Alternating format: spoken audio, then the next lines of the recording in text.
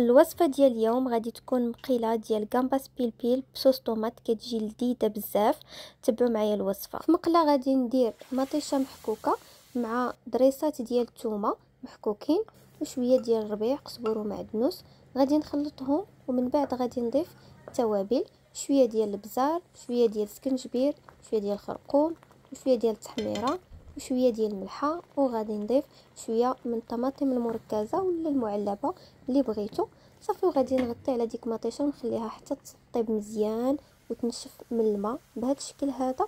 عاد ديك الساعه غادي نضيف ليها شويه ديال زيت الزيتون باش غادي نشحرها، يعني غادي نقليها في هذيك الزويته مزيان بهذا الشكل هذا.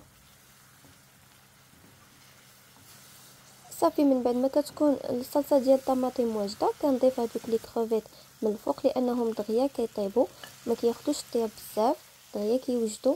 كنشرملهم مزيان في هذيك المطيشه بهذا الشكل هذا وكنغطي عليهم واحد شويه، واحد هكا دقيقه ولا 2 دقائق على ما كيتشرب. وفي نفس الوقت كروفيت تيطلق شويه الماء ديالو، كيطلق واحد البنه زوينه في لاصوص بهذا الشكل هذا. غادي نضيف واحد العصيره ديال الحامض، شويه ديال الربيع طري من الفوق، شويه ديال المعدنوس وطريفات ديال الحامض. كيجي لذيذ بزاف، مقيله لذيذه بزاف. كنقدمها لكم بصحه وراحه، نتمنى تجربوها.